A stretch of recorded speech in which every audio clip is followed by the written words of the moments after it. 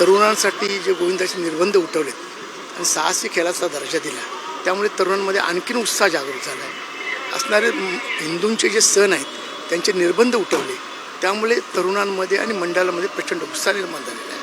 आणि तरुणांना प्रोत्साहित करण्यासाठी गोविंदाचं आम्ही मी 18 वर्ष बोलत, 18 वर्षाने आता 20वं वर्ष चालू आहे.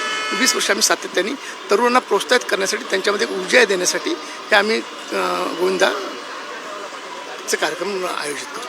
गेल्या 2 वर्षांपासून जेव्हापासून शिंदे आणि देवेंद्र फडणवीस या दोघांनी मिळून साहसी खेळाचं महत्त्व दिलं, त्याचबरोबर सुरक्षा कवच दिलं, त्यामुळे पथकांची संख्या वाढली असं वाटतं.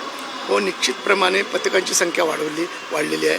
आणि त्याच्यामध्ये इलेक्शन आल्यामुळे यावर्षी पॉलिटिकल पार्ट्या पण आहेत, बाकीच्या वर्षी नसतात, तर ते सुद्धा त्यांना थोडंसं प्राधान्य देतात. त्यामुळे पथकांची संख्या वाढली ही खरोखर आनंदाची गोष्ट आहे. सुशिक्षित मुलं होऊन सुद्धा आज दहीहंडी त्यासाठी हिंदुत्वाच्या सणासाठी फार हौसेने प्राधान्य देत आहेत. दादा, तुम्ही महिलांसाठी एक सन्मान ठेवला आहे. 5,000 परिशिष्ट अधिक आपल्याकडे ठेवण्यात आलेला आहे, त्याबद्दल काय सांगाल? लाडक्या बहिणीनंतरून हा विशेष सन्मान आहे का म्हणायचं? महिलांचा सन्मान करणं हे आमचे मुख्यमंत्री आणि सर्व आमच्या सरकारचं प्रथम कर्तव्य आहे. काही घटना घडतात त्याचा आम्ही निषेध करतो आहे, पण महिलांना सन्मान देण्यासाठी माननीय मुख्यमंत्र्यांनी वेगवेगळ्या योजना आणल्या. लाडकी बहीण माझी योजना प्रचंड फेमस झालेली आहे. लेक लाडकी योजना आहे ती घेतलेली आहे. महिलांना 3 सिलेंडर मोफत, अन्नपूर्णा योजना, यांच्या वयोश्री योजना, अशा असंख्य योजना बचत गटाच्या माध्यमातून त्यांना देणारं सहकार्य, ह्यामुळे महिलांचं सक्षमीकरण झालं. महिलांचं सक्षमीकरण झालं तरच महाराष्ट्राचं सक्षमीकरण होऊ शकतं, हे त्यांचा उद्देश. त्या उद्देशाला आम्ही पाठबळ द्यायचं काम केलं. दादा, काशी यात्रा एक तुमची खूप फेमस पाहायला मिळाली, कारण की सुरुवातीला दहीकाला सुरू होताना पण एक काशी यात्रेचा व्हिडिओ देतो. काय नेमकं महत्त्व असतं त्याचं? तुम्ही त्या व्हिडिओमध्ये बघत असाल काशीचं महत्त्व किती आहे.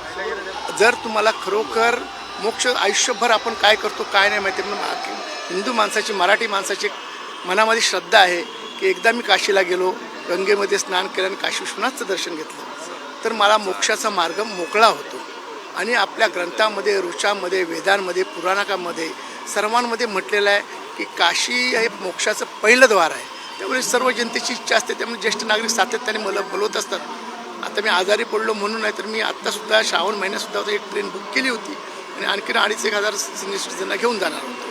दादा, कोणाची हंडी फोडणार आहे तुम्ही यावेळी? आता निवडणूक समोर येते. कारण की तुम्हीच पहिला प्रश्न सांगितलं की राजकीय निवडणुका देखील जास्त पाहायला मिळाल्या. निवडणुका आल्यावर अशी पावसात जसे आलंबी येतात तसे बेडके येतात, तशी बेडके येतात. सातत्याने 5 वर्ष मी, माझी सर्व टीम असेल, आमचे नगरसेवक असतील, आमचे कार्यकर्ते असतील, शाखा प्रमुख असतील, महिला शाखा प्रमुख असतील, मला सांगण्यात आनंद वाटतो की माझ्या महिला आघाडीने इथे 730 बचत गट निर्माण केलेले आहेत. त्यामुळे आता याच्यापेक्षा मला काही जास्त मतदारसंघामध्ये सातत्याने 5 वर्ष सातत्याने प्रत्येक आपण चालीमध्ये गेला तर आम्ही काय ना काहीतरी काम केलं आहे. प्रत्येकाला मदत करण्याचं काम, डोळ्यांचे ऑपरेशन असतील, मेडिकलसाठी तर 3 माणसं आम्ही नियुक्त केलेले आहेत. त्यामुळे मला खात्री आहे की जनता मला न्याय देईल. दादा, गोविंद सुरू झाला तेव्हापासून तुम्ही देखील काही गटाला एक निर्णय देण्याचा सुरू केलेला होता. कालच एक पक्षप्रवेश पाहायला मिळाला, या अगोदर काही पक्षप्रवेश या हंडी फोडण्याचं सुरू आहेत का? हे बघा, माझ्या मतदारसंघातले असणारे माझे जुने साथीदार आहेत. संजय शिंगण असेल, भास्कर पुसंगे असेल, विपुल जोशी असतील, आणखी काहींची मी नावं घेत नाही. हे गेली 20-25 वर्षापासून माझ्याबरोबर आहेत. जेव्हा गरज पडते तेव्हा एखादा आपला तारा तुटून आमच्याबरोबर येतो आणि आम्ही धक्का देतो.